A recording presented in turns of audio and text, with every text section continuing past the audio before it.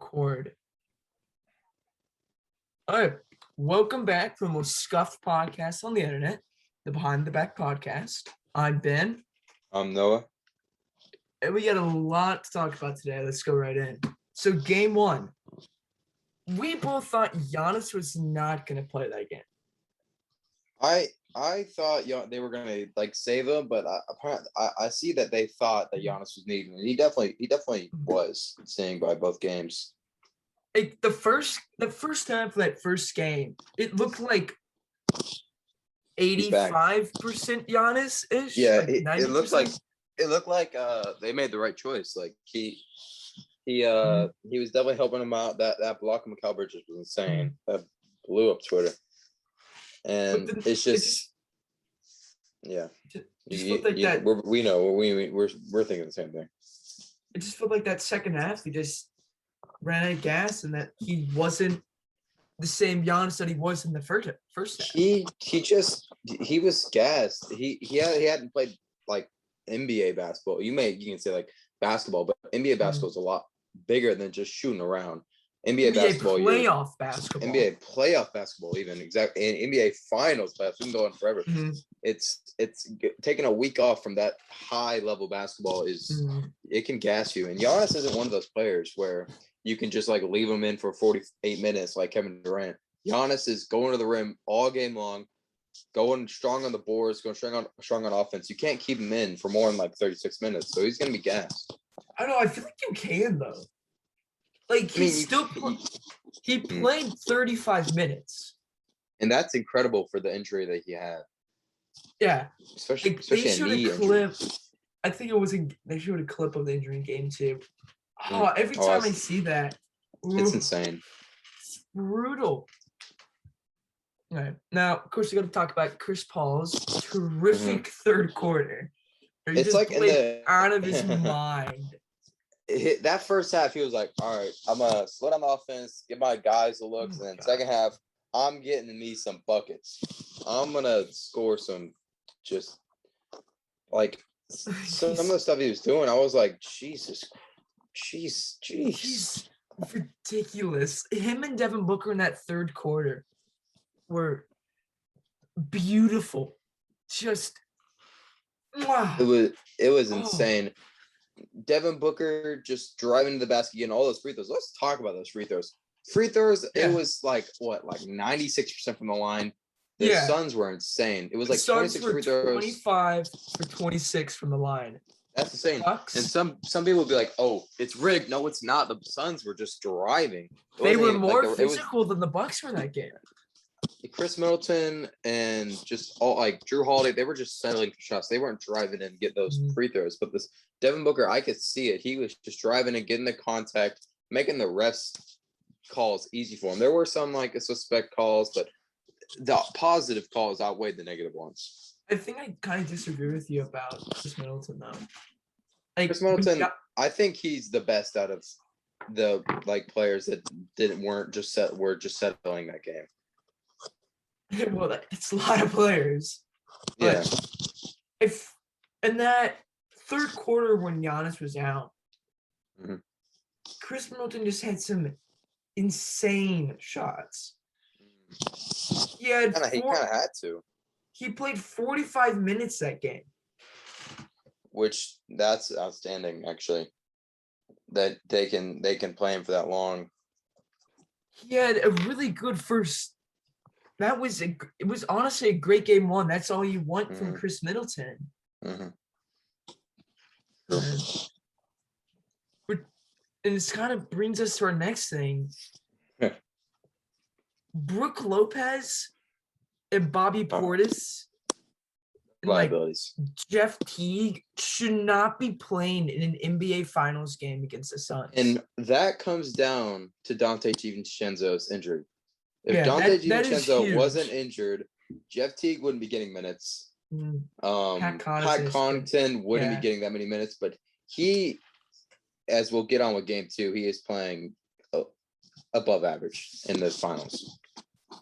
But sticking to game 1, Lopez, Portis, they can't get switched onto anyone that's not their size because they're just going to get burnt. feel like the third quarter was just Chris Paul destroying Bobby Portis. Exactly. I would argue brutal. Chris Paul is top 3 pick and roll like ever. Like John Stockton's up there. Chris Paul's up there.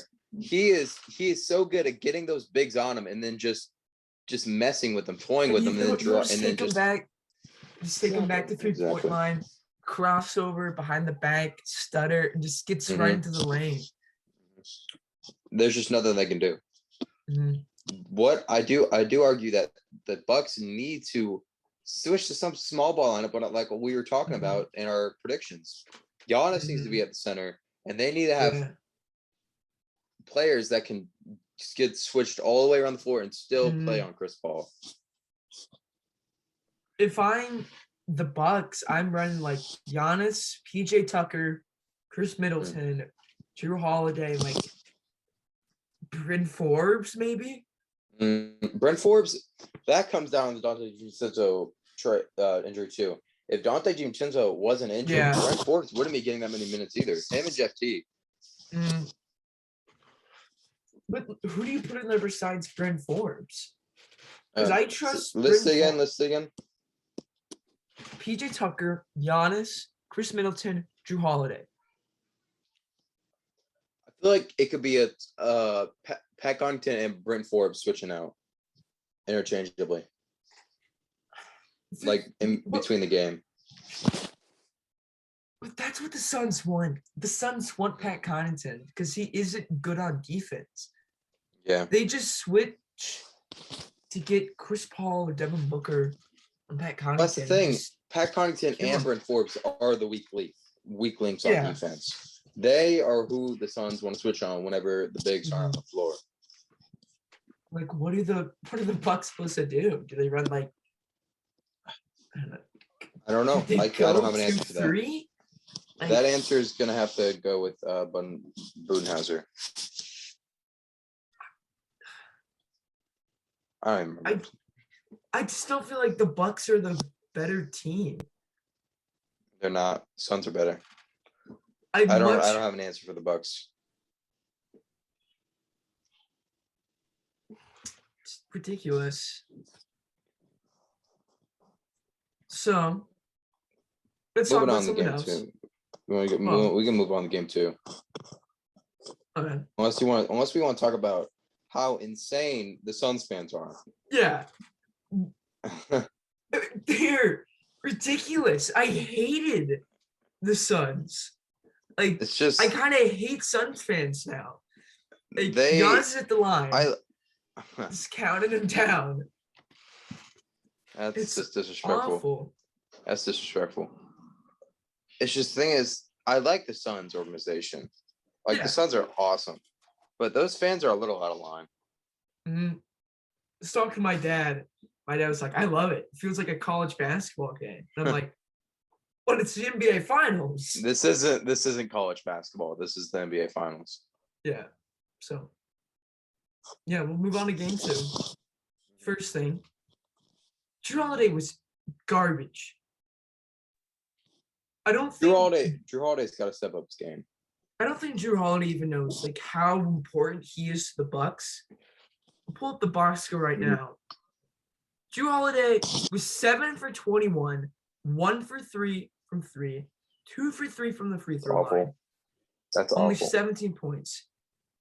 In the first game, 4 for 14, 0 for 4 from 3, 10 points. Whenever Drew Holiday's on the floor with Giannis, I just feel like he's just settling. He's not being aggressive. He's not making shots. He's like a black hole. And he played more minutes than he had the second most minutes in game 1. And let's see how many minutes he had in game 2. He had 39. Third most minutes in game 2, only third and by Giannis.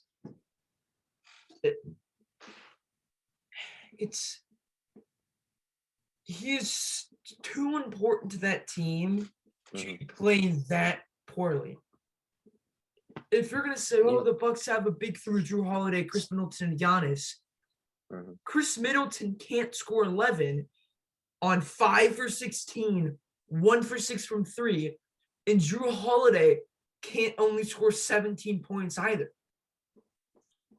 The thing is, I don't even know how the Bucks stayed in that game. If Giannis even played 20% less or 10% less, they would have got blown out. Giannis is the only thing that held them together in game 2.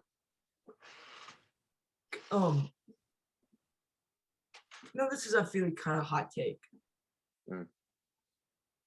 Do you feel like maybe Drew Holiday is a bit overrated as a defender? I haven't been studying his defensive output as much as I feel like I should be, because I just, in my mind, I'm like, yeah, he's a good defender, but in this series, it's like he's not stepping up. He's getting blown by. He's getting driven on. They're getting at ones. They're shooting all the free throws they want. He's getting worked by Devin Booker and Chris Paul. Exactly. It's just, the thing is, he needs to step up his game. If I'm the Bucks, I'm like, oh, why did I give this dude a max contract, give away our future draft capital for this dude that scores 17 points in a finals game? He's supposed to be our third best player. His excuse, I would see on Bucks fans Twitter, is probably oh, but it's his first finals. It's Giannis' first finals. This is the whole Suns' first finals. Everyone on that team. That's not an excuse. This is Giannis' first finals, and he dropped everyone 42 on the floor points. First finals. That's not being a first finals is not an excuse, because everyone here is his first final. He had 20 points in a quarter, which is insane. It kind of moves us on to our next thing. Giannis was ridiculous this game. He really stepped up. Giannis, I hate to see the slander on him. There's a reason he won MVP. It's because he can put out games like this weekly. He's unstoppable. I don't know what the Suns are going to do to stop him if the other Bucks players actually step up their game. If Chris Middleton and Drew Holiday were to have semi-decent games, one of them scored 20, one of them scored 25, the Bucks will win this game. Exactly. That's the thing. Giannis is so unstoppable that if anyone else on the team has a game even close to his, they're probably going to win. Mm-hmm. I want to point something out real quick. It's just a stat that I've kind of noticed. So, you know what plus minus is, right? Yeah, of course. All right. You look at the Bucks plus minus. Game 2, Giannis is the only person with a plus minus. Only positive plus minus. If you look at the Suns. If you look at the Suns, every single player besides one. Yeah. A Bedell Natter as a plus minus. That's positive. Yeah. Game 1, Giannis is only one of 3 Bucks players have a positive plus minus. Mm-hmm. The other one's Jeff Teague, who only played 10 minutes, and Pat Connaughton, who played 28 minutes. And those are just garbage minutes, where the Suns also have their garbage minutes players out there. So that's the only reason they have a positive plus minus. Giannis is always going to be there for the Bucks. Mm-hmm. Even if he has a bad game, he'll probably have 25. And I noticed. Yeah, go ahead. You can go. You got it. The Suns struggle to stop him because Mikal Bridges is a great defender, but he's not tall enough or strong enough to stop Giannis. Exactly. And you want to put DeAndre Ayton on him. DeAndre Ayton isn't going to be able to keep up with Giannis. Actually, I would like to bring something about DeAndre Ayton. I feel like he's the future defensive player of the year. Oh, I think he has the same potential as Rudy Gobert and more. Yeah. Because I actually feel like he can make a jump shot for me in offense. Mm-hmm. Mm-hmm. And think about Giannis. I noticed in that game, as soon as he was taken out, it was like he let him to cut it back to a 10-point lead. I think it was like 6 or 9. Mm-hmm. As soon as he took out 3 and 1 mid-range jump shot, something like that. The Bucks need him in, and that's a problem because Giannis cannot play all 48 minutes. Also, you got it. Probably one of the biggest things from Game 2 is Torrey Craig's injury. Because go ahead. Yeah. Remind me what you having for Craig again. He took a charge on Giannis and just got hurt. Oh. And if Torrey Craig's hurt, those minutes are going to go probably to Cam Johnson and Cam Payne. And the thing about those two, they are essential to the Suns. Yes. You see, I'll watch Cameron Payne go on the court. He just brings this energy and enthusiasm to the team that no one else in the Suns does. Especially Cameron Payne, because you can remember back in the Thunder, he was Giannis's hype man. Imagine how he is in the locker room. You got to think about who in that locker room is like the Udonis Haslem, like who is like keeping the team, and the veteran you can see is Chris Paul, but you also need a young guy that everyone likes, hyping the team up. And I feel like that's what the Cams do. Yeah. They can go out there and score in like 18 minutes. They can both score like 8, and they can just, but on like defense, rebounds, they can produce. And they're so ballsy too. Yeah. Like, I'll just watch Cam Johnson, and he played only 18 minutes yesterday. But he'll go out there and he'll just guard Giannis straight up. Exactly. He'll just be like, "Come at me," and I love it. He makes me smile when I watch him. He's just that good. Works hard. It's so nice to see a player that's willing to guard someone so intimidating as a back-to-back MVP like Giannis is. And you know who else also does that? Who? Mikal Bridges. Mikal Bridges. By the way, had one heck of a game yesterday. 27 points. Oh my gosh. And that's as many minutes as Chris Paul. That's how much he is worthy. Most important. Perfect from the free throw line. Didn't miss a single free throw. Insane. He might have had the worst plus minus out of the starters, but that does not matter. He was just producing for the Suns. He is just so essential to that team.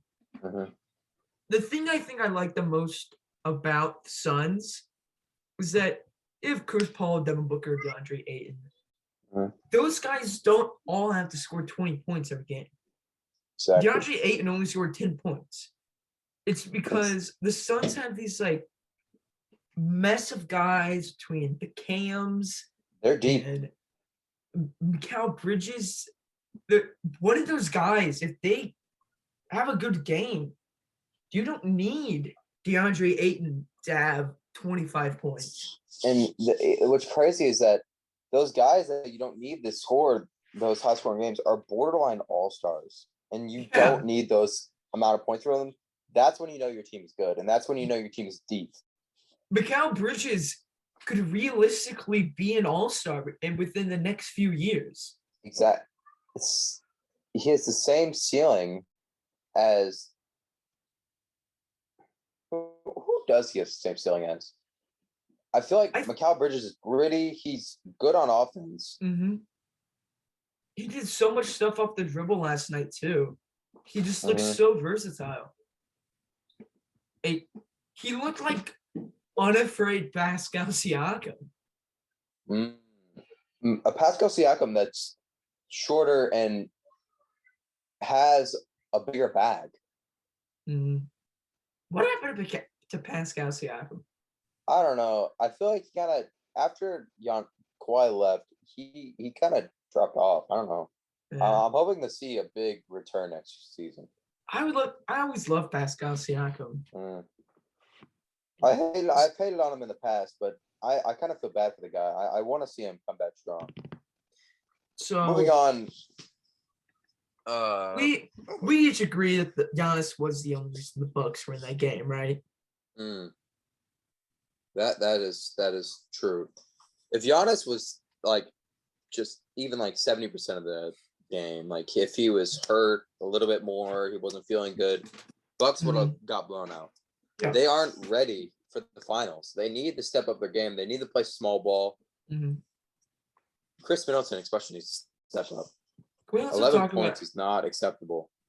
We also talk about how Giannis shot 18 free throws, hit 11 of them, which admittedly isn't awful, but the rest of the Bucks only shot 5 free throws combined. Exactly, and that's not acceptable. Awful. It really just goes to show Chris Middleton isn't attacking the basket. Jrue Holiday isn't attacking the basket. Pat Connaughton isn't attacking the basket. If they're not out there to do that, what are they going to do? It's like they're just standing around. They're just standing around, catching the ball, dribbling a couple times, and settling for a jump shot. That's not what finals basketball is. You need to take it to the basket. The refs are going to call fouls. The NBA they want the refs to call fouls because if they don't call fouls, it's just going to look bad on TV. And the NBA never wants to look bad on TV, especially the finals, live television. Every channel that's available is going to be talking about the finals.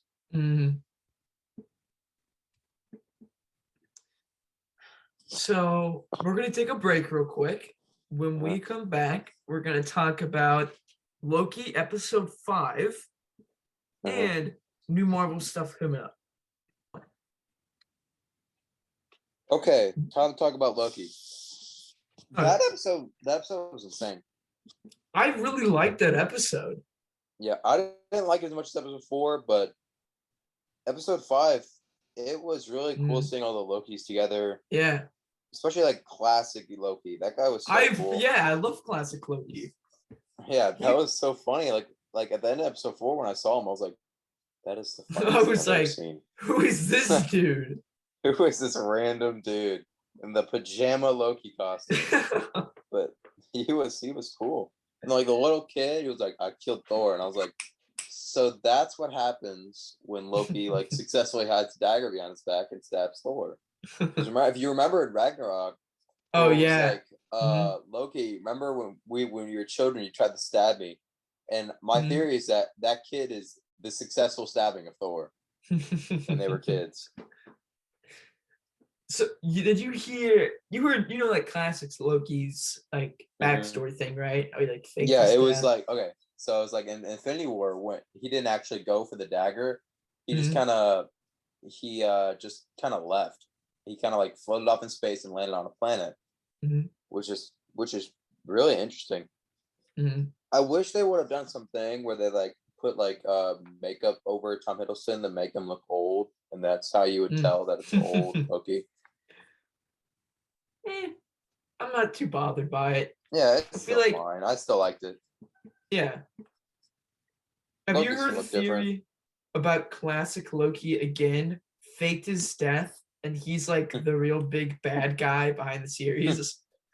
That's funny to me. I love it. That'd be funny. It's just not true, sadly, because if you it probably in the beginning of the episode, it probably won't be because in the beginning of the episode, I saw this thing about Kang the Conqueror. You know what that is? Oh yeah. And where people were saying, "Oh yes, the Avengers Towers," and actually, it's something tied to Kang the Conqueror. Yeah. So I'm hoping that like little city at the end of the episode inside the thing is where Kang the Conqueror will be. Yeah. He'll get away, and then he'll start the Ant-Man timeline where Kang the Conqueror is the main villain in Ant-Man. Yeah. Quantumania. Yeah. And Doctor Strange's got to deal with timelines too. So this Loki thing is gonna explode into all the series. I kind of don't want it to be Kang though in this. I'm hoping it's like some original villain. Yeah, want it to just be like Wizard of Oz. Like it's just it's like random guy. Yeah. Yeah. I just don't think it will though, because if you think this thing is like the TVA has control over the entire universe, so I don't see it as a random guy. Yeah. I feel like it just will be Kang, and it'll be kind of hype because Kang's gonna be like the next Thanos. He'll be like the main villain for phase. What is it, 4 by now? Yeah, phase 4. Yeah, that's what I see it as. Also, Black Widow came out yesterday. I've heard it's pretty good.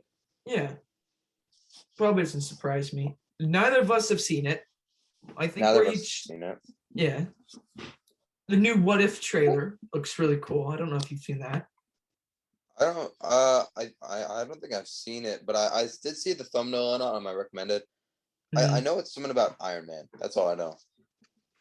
Yeah, it's like Iron Man. You know, like in the first Iron Man movie when he's like in the car, it's like peace. I love peace, and he like gets in the car, gets blown up.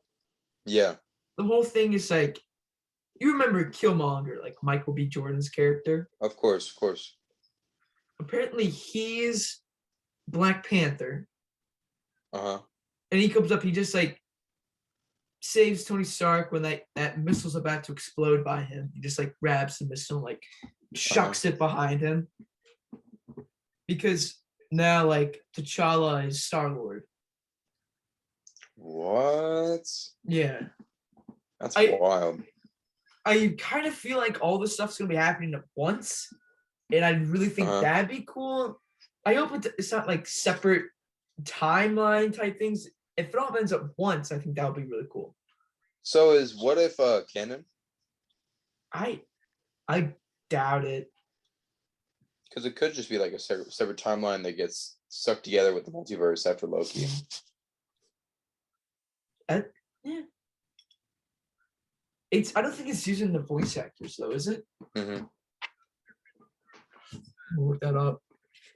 I have no idea. I'm watching the show right now. It does look pretty cool. I'm excited to watch it. I feel like all the Marvel stuff that's come out recently has been not bad. I've been just kind of hyped for it. It's been kind of slow. I've been just waiting for the big movies. The TV shows are awesome. I feel like they're like super cool, but I'm just waiting for Spider-Man. I'm waiting for all of them. I know Corona slowed down the production a little bit, but I'm just waiting for those big movies to come out. I love Loki. I think that's the best out of the 3 TV shows so far. Yeah, WandaVision was cool. I feel like WandaVision was a little bit. I don't know. So anticlimactic. It was anticlimactic. I didn't really like the reveal of her being whatever, the neighbor being bad. I was like, that's kind of lame. Because everyone was like, oh, it's got to be her. And I was just like, I've already heard all of it, and it just wasn't a surprise. It wasn't entertaining to watch. Yeah, I was like, I mean, that's kind of cool. And I feel like Falcon and Soldier just didn't have a great ending either. It was just like, I wish they could have like, I don't know. But I think like the best moments of Falcon or Soldier was just like Bucky and Sam just talking. Exactly. I wish it was more of that. I wish it was just more of them like talking together, and then at the end it could have been like them, I don't know, finding that there's like new Hydra or something. I don't know. Yeah, something. I don't know where they could have gone with that. Zemo's cool. I think we're both excited to see where Marvel goes from here. I think that's wrapping up the podcast. Yeah. It's been great. See you guys later. Probably after game 3 or game 4. We'll go on from there. If the Bucks win game 3, we'll definitely make a podcast right after to talk about it. If they lose, we will be talking about it after game 4 if the Suns sweep. Sun prediction right now. What do you think is more likely? Bucks come back, win the series in 6 or 7, or Suns sweep? Suns sweep, definitely. Yeah, I think I go with more Suns likely. sweep. But I would like to see a Suns win a game in 7 games because I want to see the Bucks fight back and be a cool series. Makes the NBA more money, you know. I just it's what the NBA wants. Yeah. It's been great, guys. See you all later. See you later.